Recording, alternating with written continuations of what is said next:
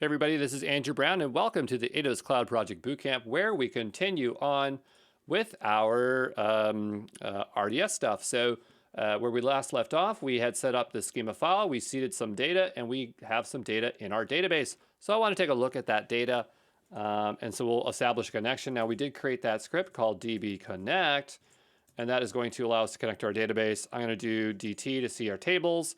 I'm going to say select all from activities here to see our tables. Now, if you get a bunch of data like this and it's very hard to see, I'm gonna hit Q. Notice when it's colon, it's expecting a command. I can hit up and down for that, but we were hitting Q to quit that. And I have this thing called X on, it's X on, and the idea is that it will do expanded display. So if we do this, it's a lot easier to read records. So sometimes you want to flip between X on. There's a mode called X auto, I think. I never use that though. And I think that it would know when to use it. So here it uses it there. If there's a lot of records, it probably wouldn't use it. So I put it to auto for now. But you can see our records are being inserted. The UUIDs are being generated. The created at timestamps are being set. We might run into issues with timestamps later on. That is something that commonly happens with applications, is having to determine whether you store the time zone, like do you store everything in UTC, like GMT time.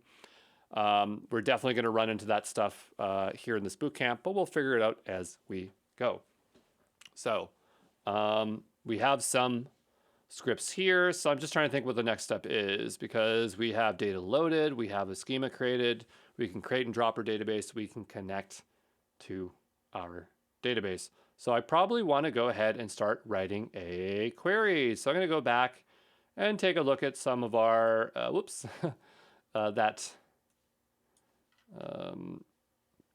go to code here, and we want to take a look at week 4 here, go back to our journal and see what all the kind of stuff that I did, because I kind of remember what I did, but not really.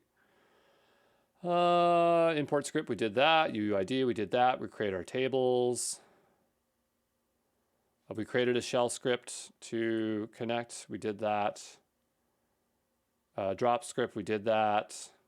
We might want to see the connections we have. So one thing that might happen is that we might want to connect to our database using the Database Explorer on the left-hand side here.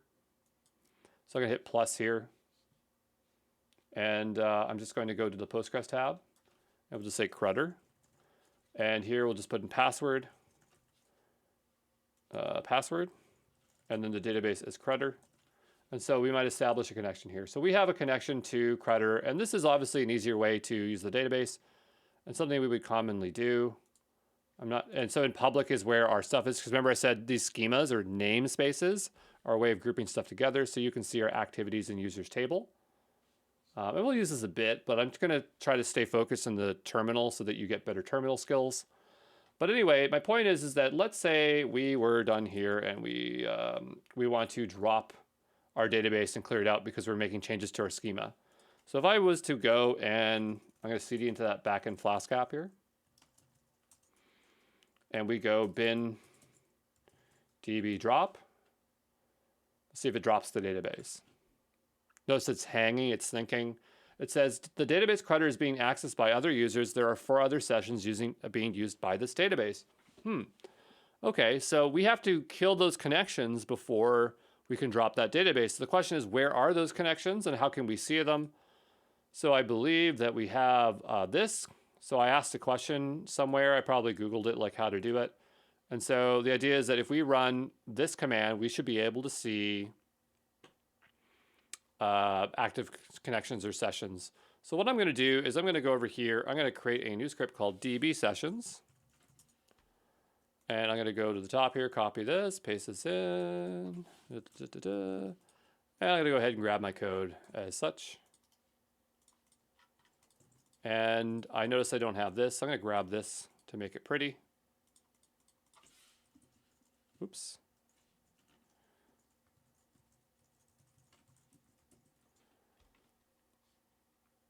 And it does format out the link here. I might want to have this for production. So I'm just going to go here and grab the other one where we have it alternating for, I think it was on schema here. So I'll grab this here. So I don't need, yeah, we'll grab this. And then we'll go over to our sessions. And I'll paste this on in the top here. And then instead of doing prod connection URL here, URL, we'll just put in URL like this. And then I'll just say no DB URL. Shorten that, make it a bit nicer. Okay. And so then the idea is that this is going to check for processes that are running. It's going to use PG state activity. So what I'll do is I'll go bin DB sessions. Oh, we have to make that, we have to change that so it's executable.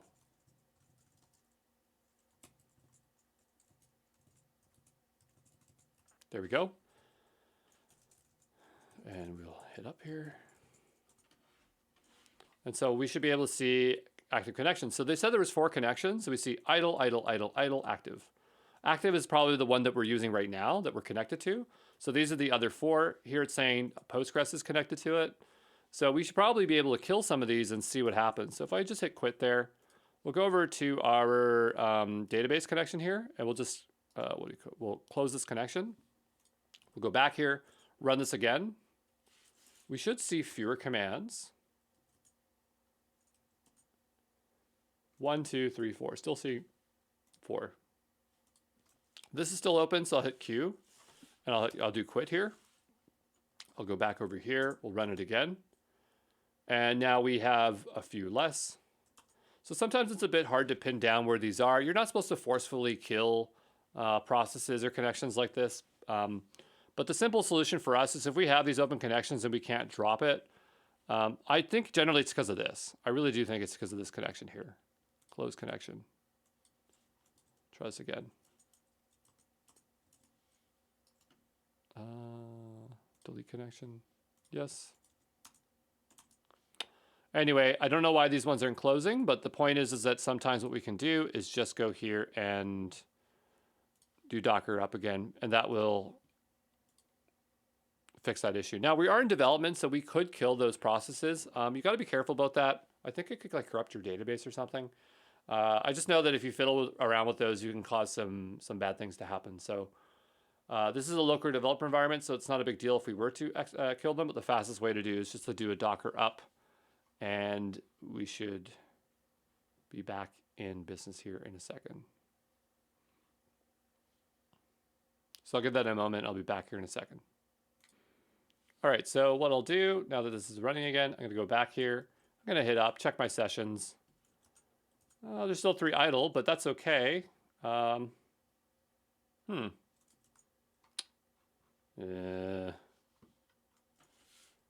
me see here. Let's just drop it, I suppose. Let's just drop everything. Compose down.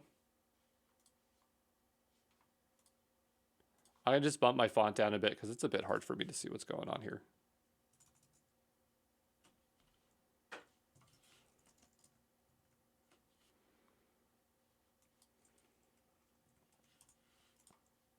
There we go. That's a bit more sane. Oh, I'll hit space here. So I'll go back over to this command and just make sure there's no more sessions. Good. There's nothing running, so there's no way anything is working here. And we'll do compose up.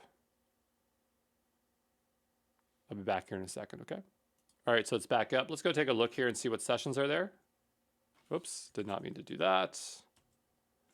Maybe it was up here that we ran it. There we go, so it's pretty clean. I don't know why those sessions didn't go away, but I guess we have to down it and put it back up. But what I'm going to do here is now do a db create. Actually, instead of doing that, I don't want to have to keep on typing these commands in again and again and again if I need to drop and create them. But anyway, try to stay away from the Database Explorer because it does open those connections and then just never closes them. So if we need to drop and create constantly, it's better to do everything through SQL here. But we'll create a new script here. I'm going to call it db setup. And we'll make this quite similar. I'm going to just bump my font down so I can see what I'm doing. On the stream, I have to obviously make it a lot larger. But here right now, we can go down to 18, something that's a little bit more reasonable for me to work in. And we will just split this here for a second. We'll go over to our setup. And I'll grab this, and I'll grab that, and I will grab this. I'll grab that, and we will say this is, let's put this here and put this twice. Call setup. And what we want to do is run a bunch of bash scripts. So I do need to source where these files are. So we will go over to schema load and grab our path. Bring this in here. And I just want the DB path. Or I guess the bin path.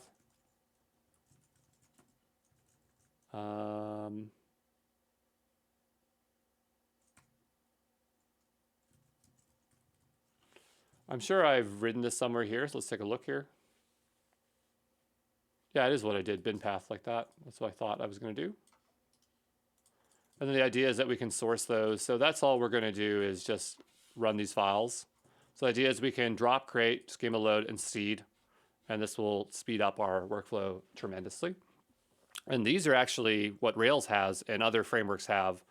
They'll have a connect, a create, a drop, schema load, seed, sessions, maybe not sessions, setup, a migrate. So the idea is that, you know, we don't need to have these complex frameworks. We can easily code these things. They're easier to maintain, give us more flexibility, things like that. I'm going to type in clear here. So I'm going to do bundle exec, or not bundle exec. I think I'm in Rails now. I'm going to do chmod u plus x. This is bin db setup.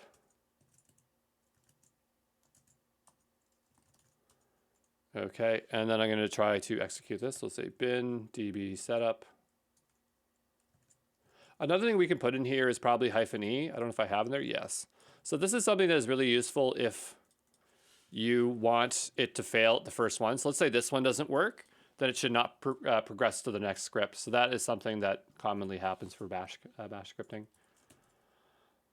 DB setup here. There we go. And it looks like it ran. Let's double check here. So now you can see why that coloring really does help when we're running those multiple commands there. And so now we have an easy way to set everything up. If we're doing this in production, we wouldn't want to run db setup. That's why we don't have the if-else statement in here, because we're only really going to be doing this locally. We'll go here and we'll commit our bash commands. I want to make sure I'm not committing that scratch pad. Nope, it looks fine. So bash commands for PSQL. And that looks pretty cool there. So I guess the thing is now we're pretty much ready to start writing SQL. We have a couple tables, things like that. So what we're going to do, well, before we do that, we have to get the driver installed for Postgres. So every language has a driver. Driver meaning like, think about like your, like you've probably heard like video graphics driver. Like if you ever set up a Windows machine, you probably heard people like using drivers. It's a way to configure to work with some kind of piece of hardware. We're not working with hardware, we're working with software, but it's just a means to connect to Postgres. So if we type in Postgres Python, the one they have is called scopg, and there's version 2, but now there's version 3. So if you use ChatGPT to try to help you here, it's going to give you the wrong stuff because it's still pulling stuff from number 2. And so we're going to go to number 3.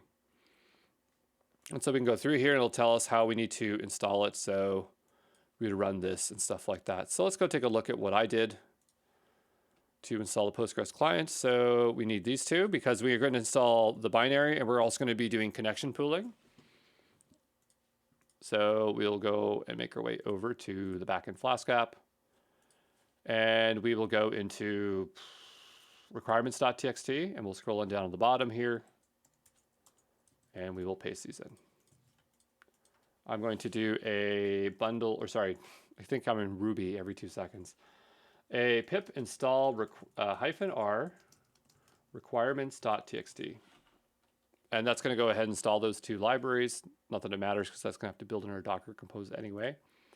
But yeah, if we look at the implementation, the idea is that we are going to establish connection Then we have a cursor, which says where we are in the database, I suppose. And then we can execute commands. And from there, we can fetch back data. So it's not too complicated, except that we are going to use connection pooling. So there's the pool down here. Pooling is the idea of, let's see if I can find it here. Pooling is the idea of managing multiple connections. So what you're going to find when you're working with relational databases is that there is a certain amount of connections that your database can handle, whether it's 320 connections or whatever. It's concurrent connections. And some are long running and some aren't. So like if you have 1,000 users, you don't need 1,000 connections, or like a pool that can handle 1,000 connections. But because there's connections that are opening and closing. But the thing is that if you have a connection pool, the idea is to reuse connections. So if other users are coming and connecting, the idea is that you're not continually creating new connections. You are reusing connections on a piece of compute. If we're using Lambda functions, this is where we run into an issue because every Lambda spins up, and so it basically makes a new connection. It can't take advantage of connection pooling within the actual runtime environment. And so this is why you need something like RDS proxy, which is like, it's just PG Bouncer basically running as an external service on AWS. But we don't need PG Bouncer because we are going to be using ECS, EC2 or Fargate, and those allow us to run containers over a long period of time. So therefore we can do connection pooling within our application. Whether you'd want to abstract it out is something that you could possibly do. But we aren't going to do that. We're going to do connection pooling within the app. So the instructions aren't that great for this information. And also when you do connection pooling, you have to configure some options like how the pool size and stuff like that. I'm going to leave it as the defaults, and hopefully I don't have to figure this stuff out. When you are working in frameworks like Ruby on Rails or Laravel, they'll have an ORM, an object relational mapper, which already has the driver installed, which already has connection pooling installed, and it will know how to exactly configure it. So we do have to do a bit of manual configuration, but it is going to be worth it for us. So we have those two things installed, and what we will do is in our backend application, we'll make a new file under lib. We'll call this db.py. And so in here, we are going to want to create that connection pool, and it's not too complicated. And we can grab this from the documentation too. There's nothing special. It's just here on the left-hand side. It's very similar. So we import the connection pool. We need the OS for probably environment variables. Then down below here, we have our connection URL. So we can just pass in our connection URL, and we can pass that as the first parameter either to the connector stuff. These connection URLs are very useful. I don't know if every single database framework supports them. Like MySQL probably has one, Postgres has one, MariaDB has one, but it's just a much easier way to pass around a connection. So now that we have that connection URL, we're going to need to make sure that we pass it through in our Docker Compose YAML file. So in here, I will scroll up to our backend Flask. We will say connection URL. I won't even attempt to spell it because I'll get it wrong. And then, whoops.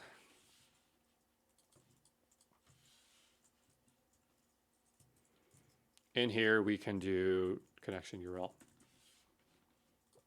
I'll just type it twice, or I'll just paste it in twice. I can't seem to spell this right ever. And I think we need this here for this to work. Okay, we'll do that. That'll pass that along. And so we have that connection string. In our code, where we probably will need to query is home activities first. We'll go to services, home activities. We'll want to import this. So we'll say from lib.db import pool, since that's what we're going to be working with. And then from here, we can establish our connection. So if we go down below, did we write it in here?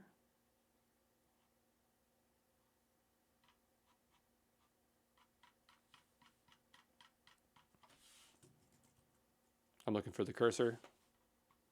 Here we are. So we import it, the pool, and So we establish connection and then we can return some data. So if we go here, we're going to end up replacing all this stuff here because we don't need these results anymore. So I'm going to go here. I'm going to also take out this set span. I don't really care about this one. So I'll just go here for a moment. Whoops. And paste this in. And we'll go up. And go to line 16. Delete that out. Fix our indentation. So we establish our connection. Then we establish our cursor. We're going to execute some SQL. We're going to fetch that data, return it. This will return a tuple with 2 results, and we always want the first one. A tuple is like an array, not exactly the same.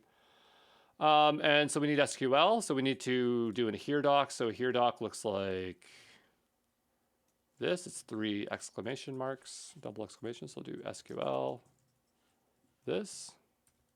And then here I can write something like select all from activities. And that will return us something. So, I mean, this isn't going to exactly work because we want to do this a bit differently, but we have fetch 1. But with these drivers always have a few connections. I don't know if that's how Postgres works underneath, but if we go into the API in here, I'm looking for the API. And we look for connect. It returns a connection object. This is not the API. I want the API.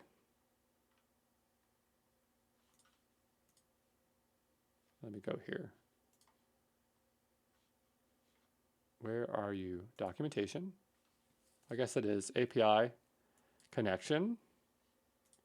Oh, it's here on the right-hand side. I think it's because my screen is expanded, and that's why I didn't see this over here. So if I just bump that up. Here's all the stuff that we can do. So just knowing, working with drivers before, I just know that there are common ones you see. They're named differently in other ones, but what we're looking for is stuff like that would fetch stuff. So we have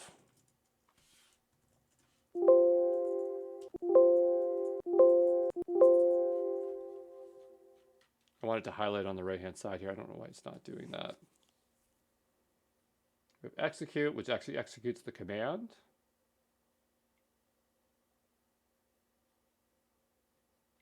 Where the heck is fetch? Oh, for frick's sakes. Fetch 1.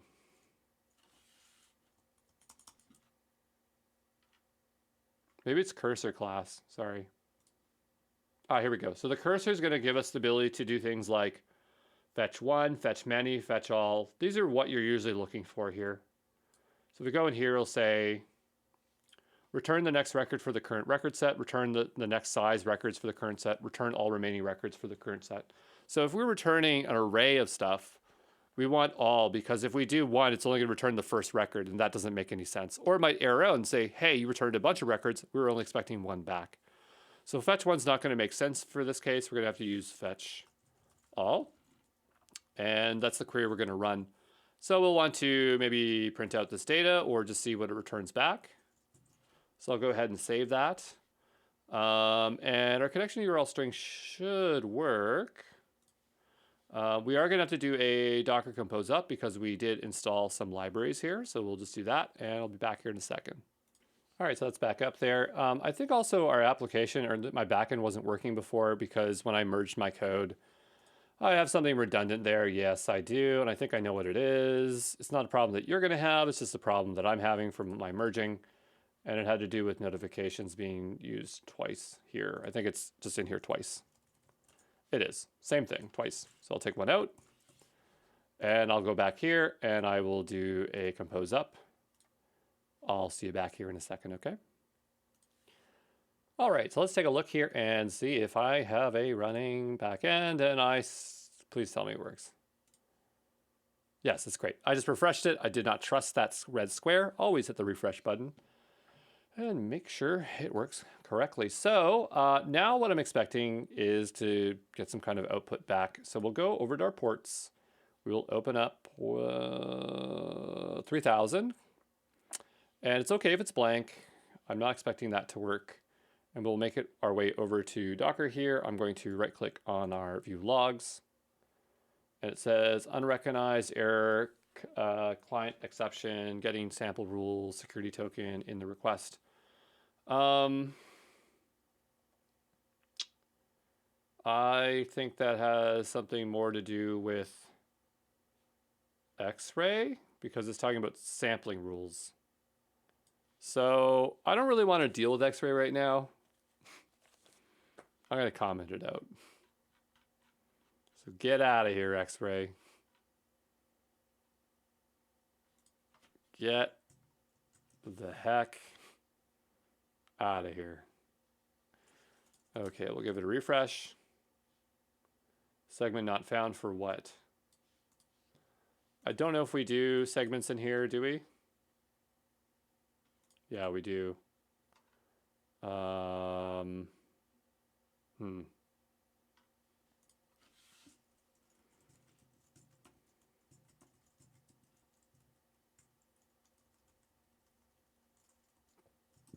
I just don't have the time to deal with X-ray today.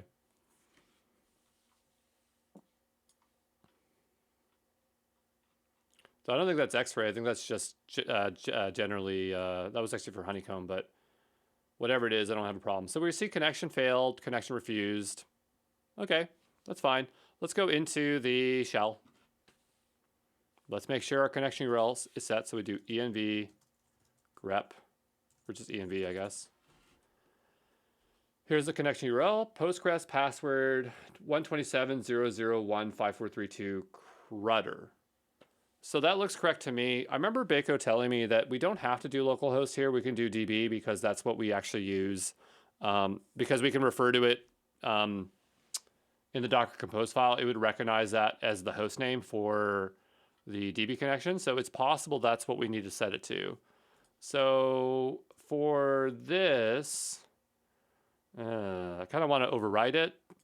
So what I'm going to do is copy this out here.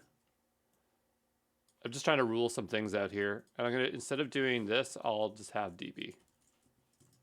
And see if that fixes our problem.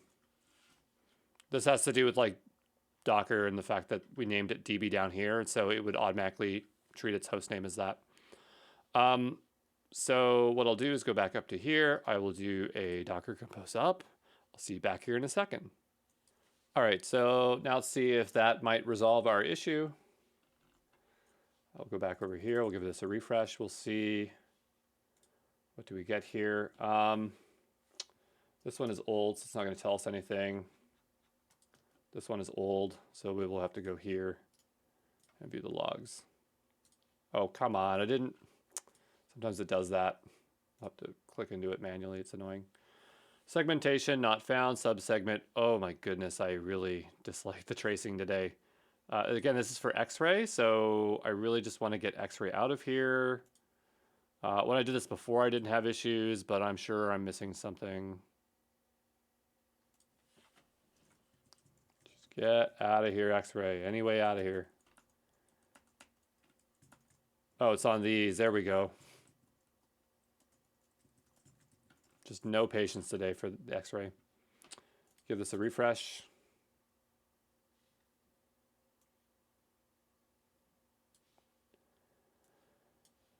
Um, 500, that's fine. I don't like Python errors. In Ruby, it's very clear what's going on. In Python, it's not so great. So the view function did not return a valid response. Okay, so that doesn't mean that it's not doing something. It's just that it doesn't like what is being returned. So that's okay. We'll go into the home activities. We'll go down below here, and we will just need to print out the results. So we'll do print JSON, and I'll say print. I'll have some better indicators here.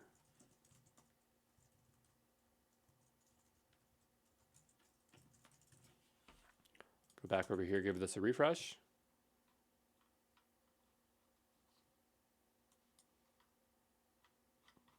Sometimes I find that, I don't know why, but when I modify it, it just reloads and it shows me the next step. It's weird. So like I change the code and I refresh it, but sometimes the auto reload doesn't work until the next time I change the code. And so now I'm getting information back.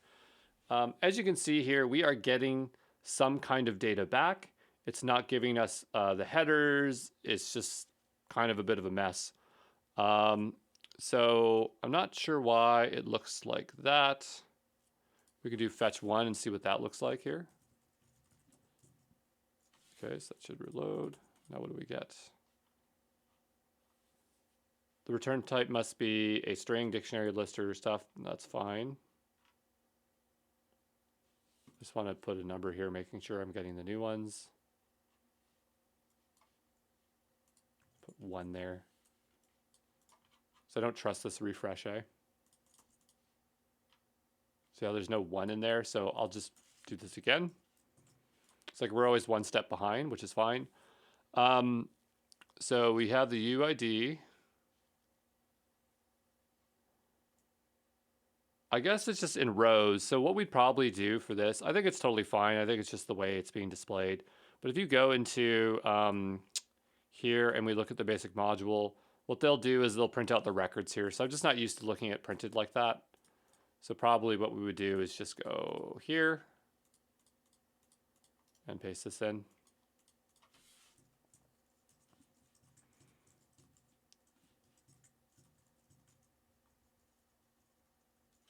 What did they do? Oh, they just did fetch 1. Okay. And so that would probably look like something that's more human readable. I'm just going to put 2 here, 3. Since it doesn't seem to work the way I expect it to work.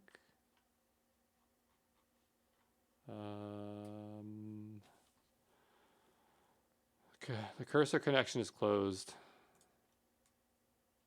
Maybe we just need to indent this here. Because it'll close once it's outside those connection blocks, eh? I don't trust this, so we'll just put this back to 1.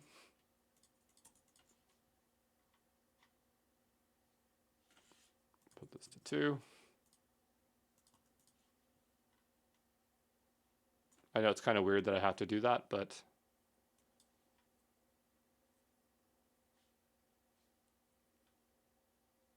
I mean, that's returning there. Did they return it? Did they return it to something here?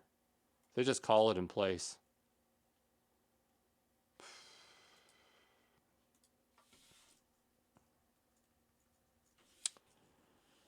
Let's see here. I guess we'll ask ChatGPT. The APIs from 2 and 3 are pretty similar. So query data from database sci cog. See what we get.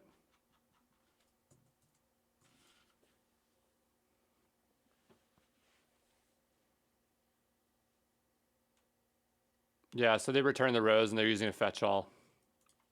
That's what I remember doing. This is not how we're going to be fetching our data, but it's just like to print it out as an example. Yeah, let's just comment that out for a second.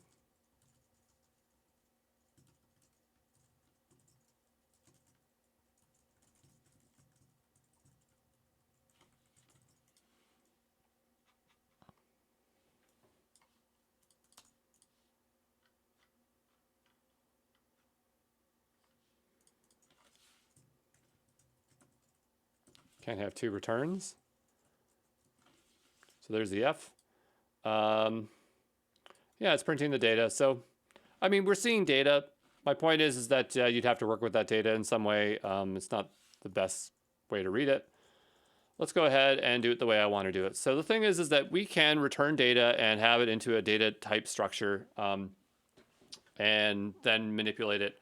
I find that I would prefer to just return raw JSON directly from Postgres and then pass it along, because then we don't have to worry about any additional overhead. Because in the past, when I used to use Rails and other frameworks, this is what people do. They would make a bunch of queries, they would put them into data structures locally, and then they would find that their APIs weren't performing well, and so then they would have to cache them, and then they would then they would say, oh, Rails is the problem, and they would move to a faster language. When really the problem is the way you work with your database. If you have an ORM, an object relational mapper, you aren't using your database intelligently. So when you can use raw SQL, and we are going to use raw SQL, you can see that we can do a lot better stuff, which is just being able to return JSON directly.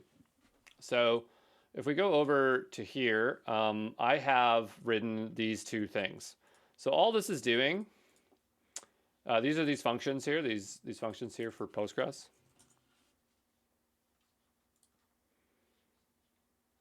Like PSQL JSON functions. Not all languages have this, but Postgres has this. And the idea is that they have functions where you can take results and return them back as a JSON string. So we can literally let Postgres do the transformations, and it'll be a lot more efficient than letting Python or Ruby or any other intermediate language do it. Sometimes you do have to translate them over if you're injecting or manipulating content in a way that's too hard to write it as SQL. For the most part, when you can, let Postgres do it. So what we'll do is grab these two here, go back to our DB, and we'll paste these in. And I have two different ones. We have one when we're dealing with an array. So what we do is we say, we put our SQL statement in here, and then we convert each row to JSON, and then we aggregate it into an array, and then we turn the array into JSON. And then over here, this will just make sure that if this returns nothing, then just at least return an empty JSON array. Okay. And instead of having to put this code every single time, we've just abstracted it up here to wrap this in it. Okay, so we'll go back over to our, our home activities here. And so we're going to just do fetch one because we're not fetching all. There's nothing to fetch all on. And then up here, what we can do is just call that function. So I will go back over to our DB, and we are returning not a single object, but a bunch of them. So we'll grab this one here, and we will go back over to here and put a comma and paste that in there. And then I'll go down below, and all I have to do is paste that in as the parameter like that. And so that should return back a JSON string. And this returns a tuple. So the first result will be the string, and the other one, I don't know what it is, but I just know that it's the first one. And that should return back like raw JSON or string JSON. That'll be super fast, super easy. And so then we can just kind of like work with our database that way. So I'll go back over here and give this a refresh. And here it says none type not found. That's totally fine. I'm just going to go here and do a prints on this. And we'll go here. I really don't trust this refresh. It just doesn't seem like it's working in an intelligent way. Put 0 here. It's always like one step behind.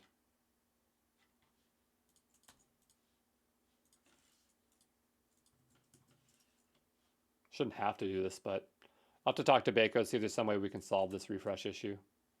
This active reload.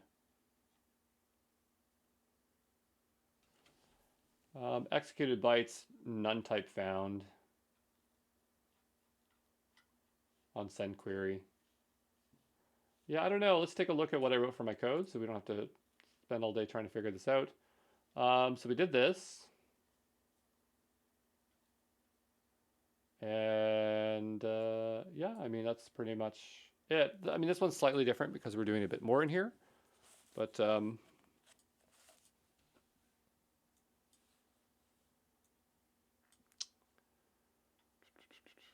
expected bytes, none type found. None type found.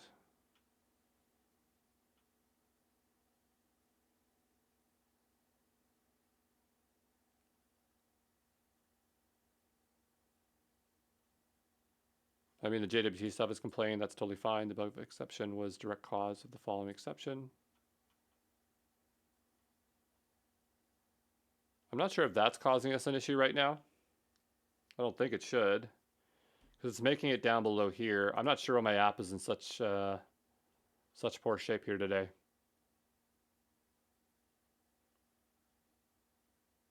I'm having so many problems with my app. When I did this, I didn't have JWT issues. All my code was working, but I did merge different repos in, so I probably didn't do it exactly one-to-one the same way.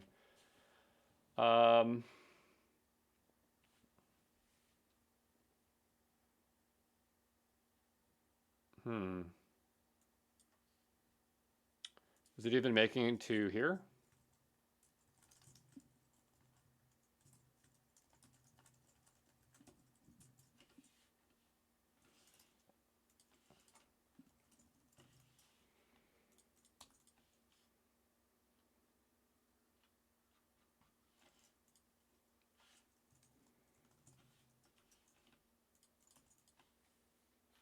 Yep, so that's printing out. So it's definitely hitting that. I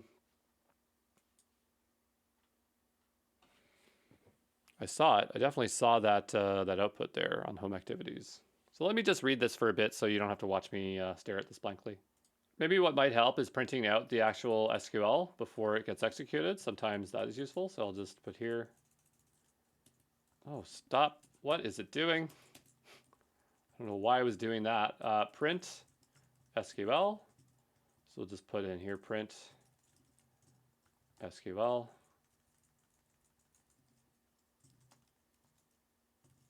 See if we can see the SQL before it gets passed in. Sometimes that helps.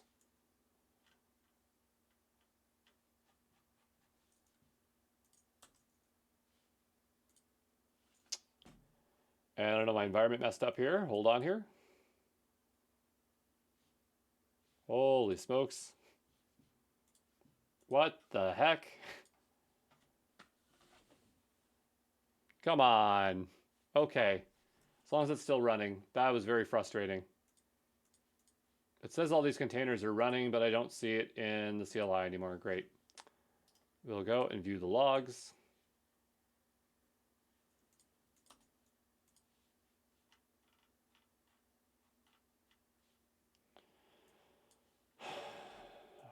All right, let me look at this JWT thing. All right, so I just got the Cognito errors to stop complaining by logging into Crutter. Why I'm still getting this error, I don't understand. Why am I not getting any logging? I don't understand.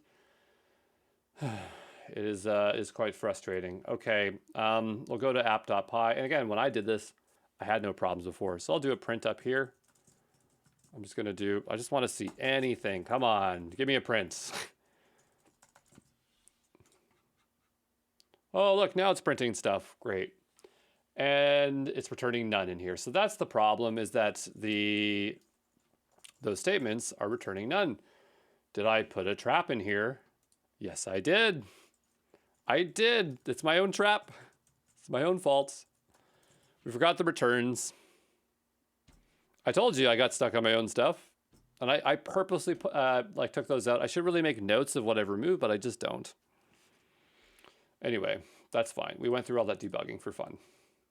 And it's great to print out the query there. So we'll go back over here. We'll give this a refresh. It's complaining about the template. This is because these have to be triples, not singles. And that probably will fix that.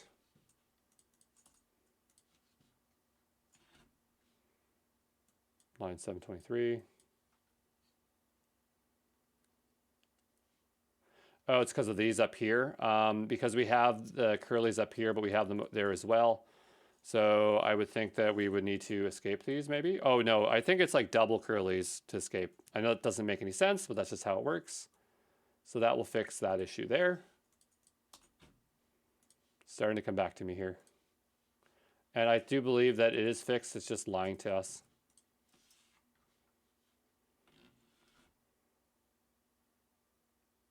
Okay, that's not printing out the interpolation though.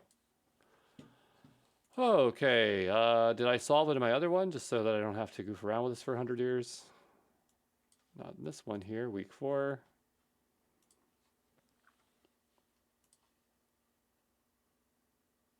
F, I gotta put an F in front of it.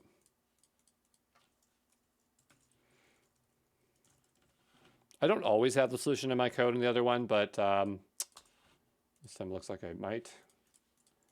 I really do not like this refresh. If you're having this active refresh thing, you should tell me because I'd like to know too. Now our template looks normal. That's what we expect to see. No errors, so that's good as well. We'll go back over here. We'll give this a refresh. Hey, we're getting data. So we've written our first query. How exciting is that? You probably didn't notice, but we also wrote in here, not sure why it's not showing up here now, but we were writing, I didn't mean to do that. We were writing a join query, so I think that's kind of cool. If we go into our SQL, in our SQL over, not here, but in our proper one over here, this is what I really want you to do. So we'll grab this query here and we'll paste that on in here instead. Because you don't really want to use wildcards. We want to say exactly what we want. And we can match up all these based on what we had in our old data. So this is what we were doing, and we have a join table. We still don't have replies in here, but we'll figure that out as we go. We're going to have to handle these time zones in a very particular way. We're going to have to cast them or manipulate them. But for now, we're not going to worry about them, but they will probably be not accurate. So we'll make sure this is still working. I'll give this a refresh. Now Andrew Brown shows up here, so that table is being joined. Cool. So that's exciting. So I would say the next thing would be to, now that we have a query working, so we'll just say we have a query working, is that we want to establish a connection to the Postgres database. So what I'm going to do is make my way back over here and to RDS, and we will start up that instance, and we will make sure that our database connection URL works. Go over here to database. We will go and start this database. And I'm not sure how fast it'll be. It says a few minutes. I'll be back here in a few minutes, okay? All right, so I ran into a problem. It says it failed to start the database CRUD instance DB, or wasn't expecting that to happen. I don't know why it did that. So I'll go back over here. I'll take a look at the databases and see if it's still there. And if I go over here, it says it's available. So it lied. It is started. Okay, AWS. So just understand that there's a lot of moving parts in cloud. Sometimes something says it's not working when it actually is. So you have to be like Sherlock Holmes or whoever else and deduce the truth.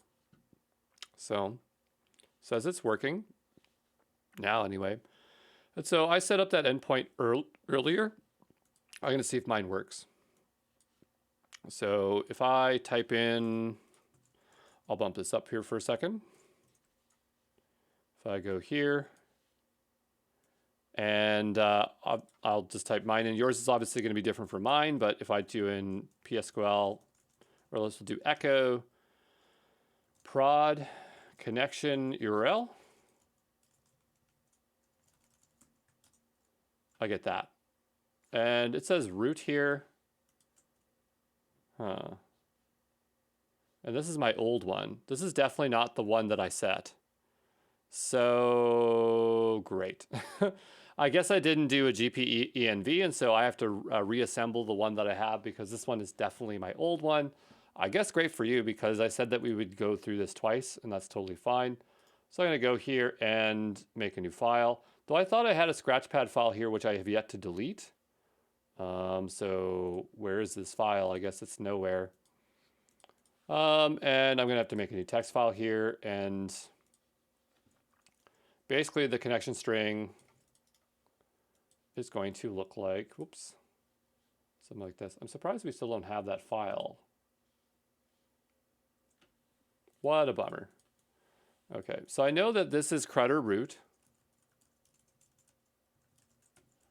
And then this is different, so this is no longer here. So I'm going to take that out.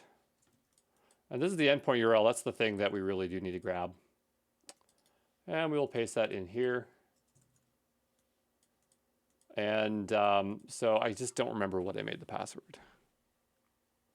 We can reset the password. I really don't want to, but I guess we'll have to. So we will go here and I will modify this and I'll see if I can change the root password here. If we scroll on down, we can generate or set a new password. I don't want to auto-generate it. Where'd the password go? So I will make a new one here. DB password 123. Not a very secure password. I don't recommend doing it this way.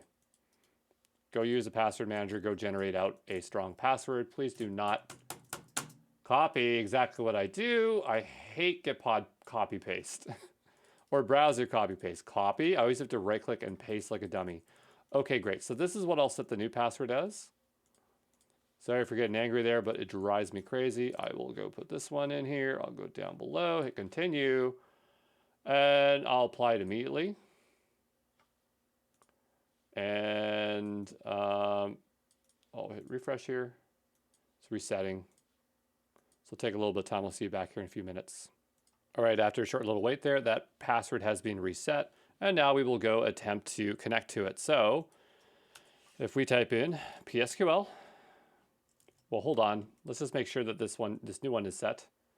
So I'll go here and I'm going to set it as export and do it as prod connection URL, double quotations, paste that in there, and then I'll do gpenv prod connection URL, paste that in there and hit enter. Okay, and so now if I do env and I do grep prod, I can see that it's using the right root password and stuff like that. I don't expect this to work because we haven't opened up our subnet groups in order to be able to talk to this, but let's go try to make a connection anyway. I expect this to hang. So we'll go here and type in connection URL. And that's fine. And we want to do prod now.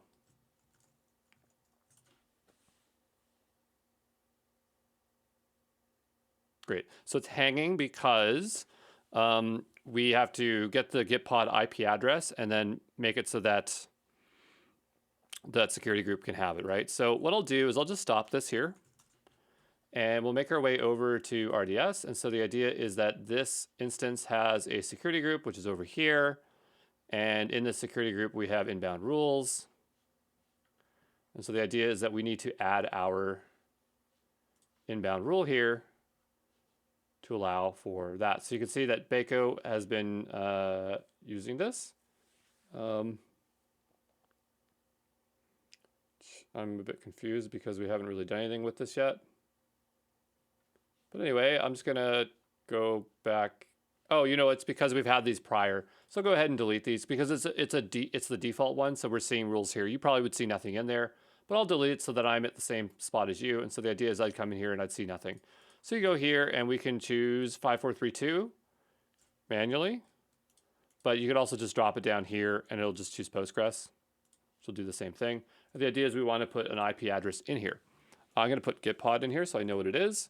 But the idea is that I need to put in, and this has to be all, I think it has to be uppercase, no spaces. It's kind of weird how that's set, but we need to put our IP address in here for the Gitpod. So to do that, there is a command, and I think it was Bako who found the command, which makes it really easy. My IP. See over here, curl. Yeah, so we can use this to determine our current IP address, which is really useful. So we do that, and that's the IP address. And so I decided that I should set that as an environment variable into Gitpod IP like that.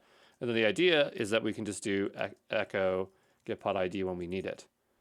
Did it do that? Like that. It's not returning the, IP. It's my mistake. There we go. So we have our IP address. So the idea is if we take this and go back over to here, we paste it in, it'll put the /32 on there. 32 means one IP address. It has to do with how that stuff works. We'll save that. And so now we should be able to connect. I say should because this doesn't always work in practice. You have to debug this stuff. So we'll go up to our prod connection. Look at that, first time in, that's great. LS, you can already see that we have a CRUDder table here. So there we go. So that connection is now working. Let's see if there's anything for me to commit. I don't think there is. Yeah, we haven't really changed anything. So the thing is that every time this environment launches up, we're going to have to update that Gitpod IP address because it's going to change every time we relaunch it. So to make our lives a lot easier, we are going to make a script that updates the security groups. So in here, what we can do is we can use this command in order for us to modify the security groups. So if we go back over to Postgres here and we go to our inbound rules, over here you'll see that there is a security group ID. And what I did was I looked up like, how do I manipulate, how do I modify or update this security group? So what I did was I went to AWS CLI security groups, modify rule, and then I just tried to find one here. And I think this is the rule that we use. Go back over here to our docs. It is. And so I just read through that and I saw if there was an example. Don't know if they had an example here. Yeah, they did.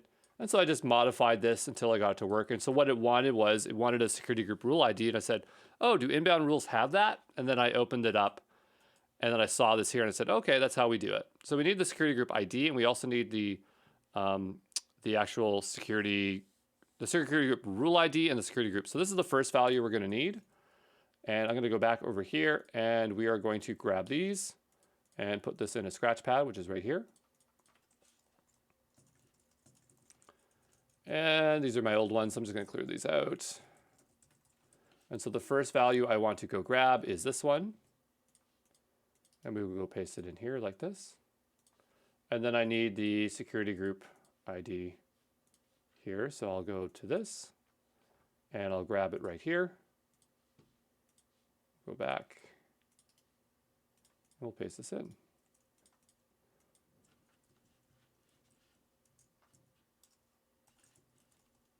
Okay. So I'll grab these two and paste. Whoops, I gotta make sure I'm not connected to a database before I do that. We'll type in clear. I'll drag this over so you can see what I'm typing. And I'll grab these two here. I'll paste them in, paste. Those are both set. I'll paste these two in, set. And so what we want to know is if we use this next command, if it's going to work. So I'll go in here and we'll just take a look at what it does. So it needs the security group ID and it needs the security group rule ID. And then you have to set the security group. And so we pass the GitPod ID here as the IPv4. It wants to know the to and from port and TCP protocol. So to see if this is working, what we can do is go over to the security group, edit the inbound rule, and I'm just going to clear this out. Okay, and we'll save that rule, or we'll just change it to something like 0000. You shouldn't really have it set as that because it opens up the port everywhere, but we'll change it very quickly. So if we go into the inbound rules, this is open to the internet. Not a great idea, but that's okay. We're going to go over here and we'll go ahead and execute this command and make sure that it works. So I'll go ahead and paste it in. We'll hit enter. It says true. We'll go back over to here. We'll make sure that it's been updated. So go cancel here. And I'll go edit inbound rule. And it's now updated. Now it didn't set the description.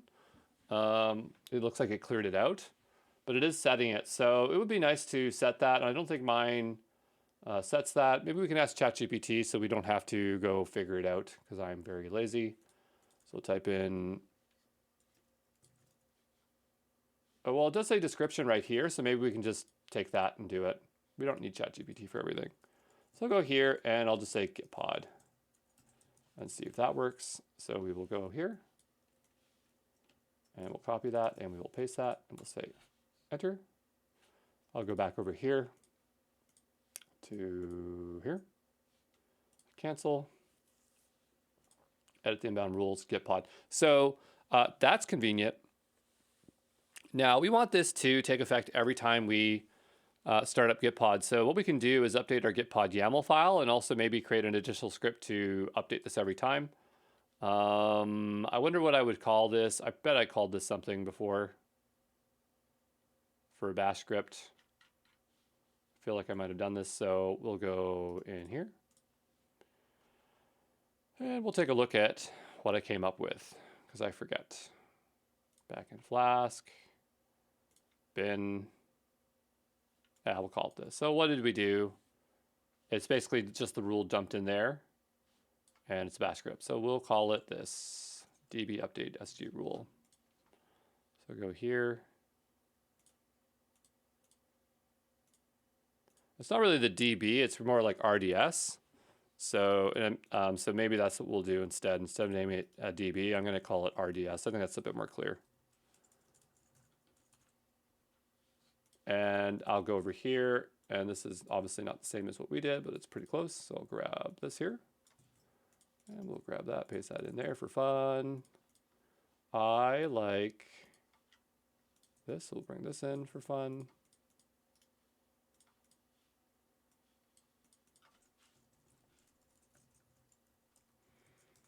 RDS update SG rule.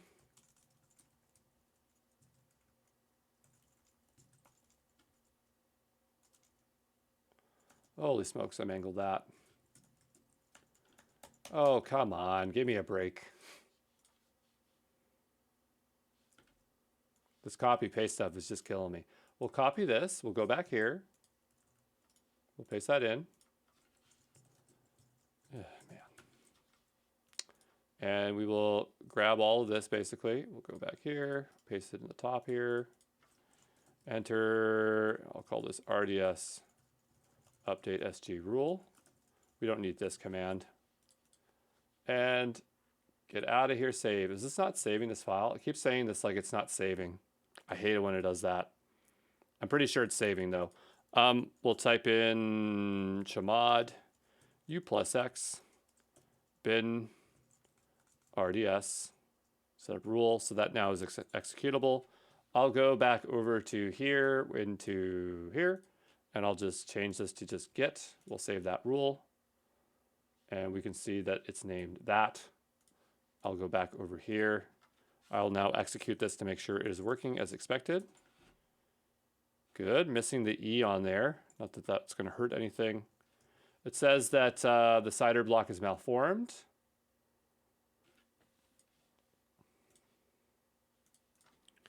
Echo $get pod IP. I mean, it doesn't have the /32, but we put it on here. The CIDR block is malformed. No, it's not. It's not malformed. Let's try that again.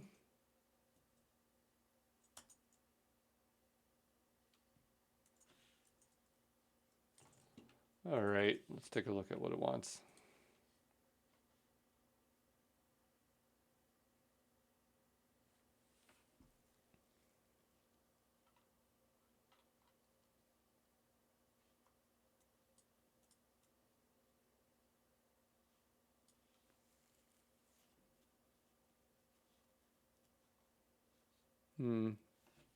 What is its problem? You know what? Maybe we need to escape this in double quotations. Sometimes that's what happens. No, it is. It is in double quotations. All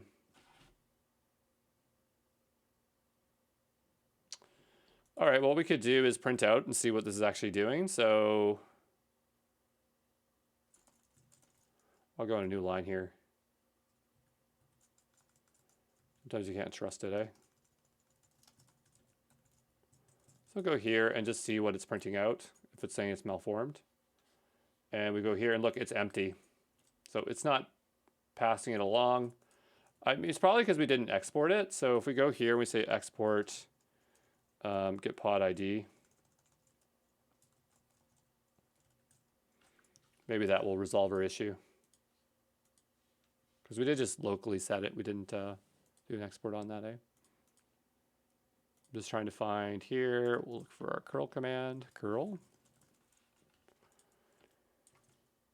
Here, and I'll just hit export on this.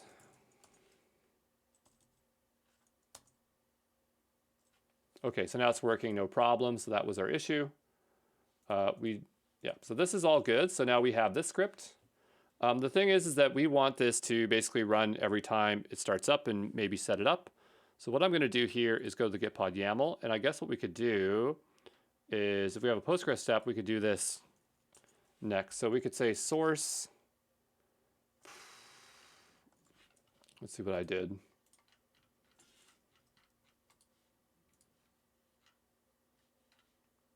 We'll just go find the code and see what I did for it, so I don't have to spend forever figuring it out. Git pod YAML. Where's my git pod YAML?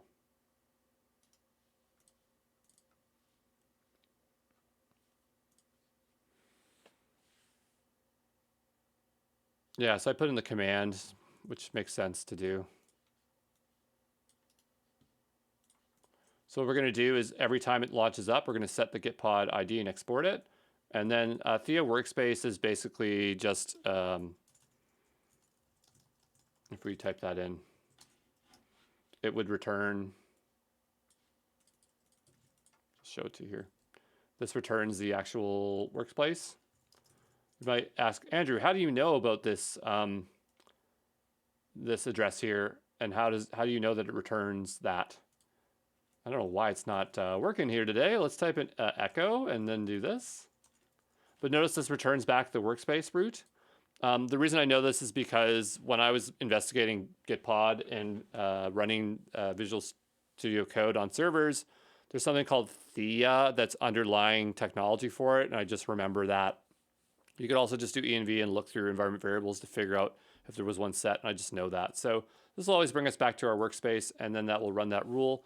We called this RDS instead, so that's what that will do. But the idea is that when this starts up next time, we don't have to worry about setting that. So what I'm going to do is go make my way over to here. We're going to edit this inbound rule. I'm going to mangle this just so that we know that it's been changed. And it says 34, 105, 31, 136. I'm going to go ahead and commit this, update SG rule, and then we'll always have access, and that will save us a lot of trouble. So we'll go commit that. And I just closed that out. I want to make sure that's shut down, so I'm going to go to gitpod.io here. Or just let me into my backend here. Where is it? Dashboard here. And we'll go and we'll stop this connection. And so that will stop. I need a new environment. I'm just going to zoom out here. We will go over to Crutter. We will make sure we are on week 4 again. And I will go spin up a new environment, and hopefully we don't get an error about our gitpod YAML being the wrong thing. So I will wait here a bit. I'll see you back in a second. All right, so let's take a look here and see if it worked. So it started up. If we go to our Postgres tab here, it says that there's no file or such directory, so darn it, I guess we specified this incorrectly. Must be one of those traps I put in there. Anyway, so yeah, that makes sense because there's a bin directory, right? So and notice we're using source here because we're not using that shorthand as I talked about before. So we'll make a minor adjustment here and say fix the directory here. Commit that, close that. I'm going to stop this workplace. That's a lot easier way of doing it. Just hitting stop right there. And while that's stopping, I'm going to launch a new one.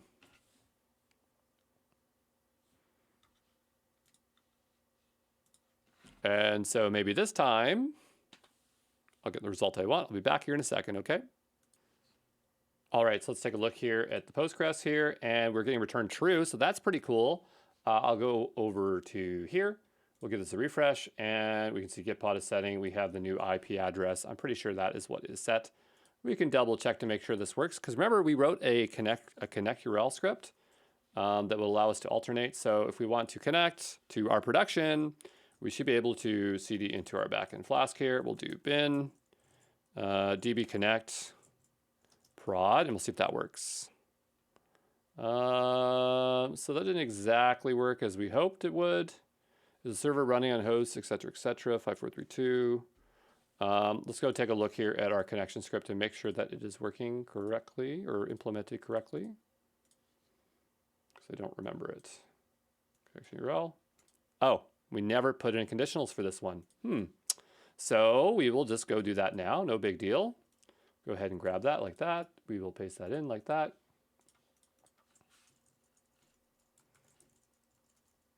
Oh, that doesn't paste well. What the heck with that pasting? Like, just driving me crazy, this pasting, eh? Copy. Paste. Thank you. And I'll go here. We'll try that again. So we'll type in clear here. I'll drag this over a bit so it's not such an issue. PSQL bin.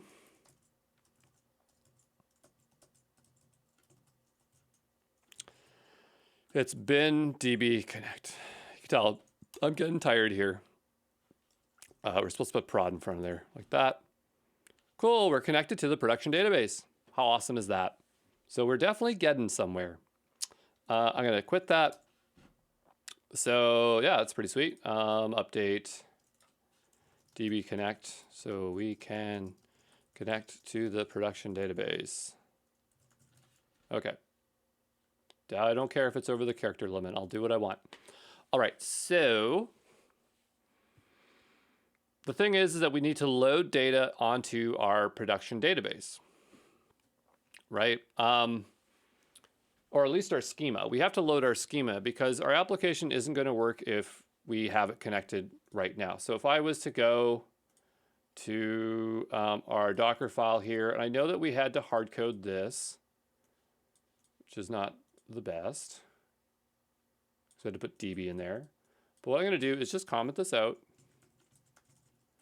And we'll go back here and I'll put in prod connection URL.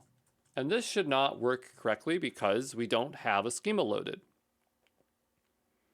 It's prod connection URL. Okay, great. So what we'll do is we will start up application and we'll see what error comes back. Right. Now, of course, I'm sharing my username and password of my database with you. You really don't want to expose that stuff. I'm not too concerned about it because it's locked down based on the IP address to my Gitpod machine. And we don't have a thing open to the internet. So when we do provide communication to our web server, it'll only allow the security group of that web server or compute to access the database. So, layers of security are better, but we're still okay practically for what we're doing. I can't really see what's going on here, so I'll just zoom out a bit. And is this started up? This doesn't look good. This is like gobbledygook. Let's try this again. Compose up. Sometimes you can't trust it. Let it pull again. I'll be back here when it's running, okay? All right, so it looks like this is running now. We'll take a look here and see what kind of errors we get. As I expect, either a timeout or an error or something that doesn't tell us something very clearly. So we'll go into our backend here. We'll go view logs, and what we'll do is go ahead and close some tabs here. You can see what we're doing. I didn't mean to close our AWS one, but that's okay. And we want to go to ports here, and we'll open the front end. We don't get data back, that's totally fine. That's what we're expecting. We'll go here, and it says relation public activities does not exist because the schema is not loaded. So we need to load that schema for production. Okay, so we'll go over here to schema load, and we can see that we have this here. So we should just be able to run this, and then our schema will exist. So we'll say backend Flask db schema load prod, and we'll see if that works. Says it created the tables. That's great. We'll refresh, and we should get maybe a different message this time. So this returned back a 200. So the reason why we didn't see anything is there's no data. Okay, so there's no bug. It's just there's literally no data. There's nothing to show. So if we go in here and inspect, it's different from getting a 500 error, right? So go here and we will refresh. And I'll go here and see that it's a 200. So everything's okay. It's just there's nothing. In order to create data, we'd have to sign up, create a user, sync our stuff over. That's not going to be so simple because for a user, it has to exist as a record in the database. However, we need to sync, when we sign up for Cognito, we need to create that record So we'll need a Lambda to do that. And luckily, Baco wrote me one, so we can use that and set that up. So I'm going to stop the video here. This one's going to get uploaded, and we're going to work through this in parts, but we have a lot more to go. We'll see you soon. Okay?